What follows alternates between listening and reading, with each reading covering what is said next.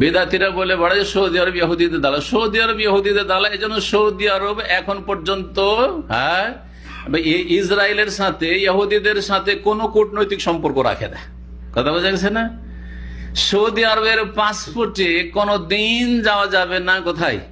ইসরায়েলে যাওয়া যাবে না। বরং সৌদি আরবের ভিসাতে আপনি যে একামাতে আছেন, আপনি যদি এখান থেকে কোনো, যেমন আপনারা হয়তো বাংলাদেশ থেকে যেতে পারবেন না হয়তো, কিন্তু যদি ইন্ডিয়া থেকে কেউ যদি চলে যায় বা অমুসলিম কোন দেশ থেকে চলে যায় এখানকার প্রবাসী, তাহলে এখানে আসলে আপনার সম্পর্কে একটা তদন্ত হবে, যা গেলেন কেন আপনি, হ্যাঁ এমন দেশে যেন আমাদের দুশ্মন দেশ, সে দেশে গেলেন কেন? তাহলে সৌদি আরব দালাল না যেই দেশে এমবেসি খোলা সেই দেশ দালাল?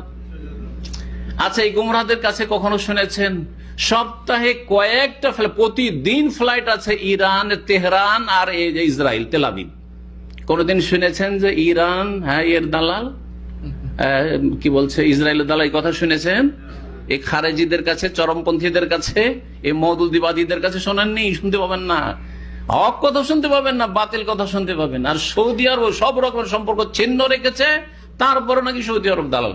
আচ্ছা, যদি সৌদি আরবের সৌদি আরবকে বলে না সৌদি আরব কি বলছে ইহুদিদের দালাল, আমেরিকার দালাল, ইসলামী সেন্টার গুলো দালাল, তাহলে কি বলেন যে আমেরিকা আর ইসরায়েল ইসলামী সেন্টার দিয়ে খেদমত করছেন নাকি?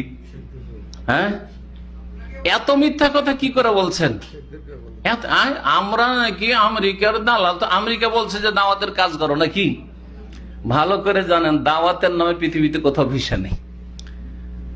দাওয়াতের নামে কোথাও যদি জান যে আমি একটা লেকচার দিতে যাব, কারণ সিঙ্গাপুরে আমার লেকচারের ব্যবস্থা করা হচ্ছিল, তো যদি ওখানে লেকচারের নামে যাওয়া যায়, কোথাও ভিসা নেই, এত ভয় পায়।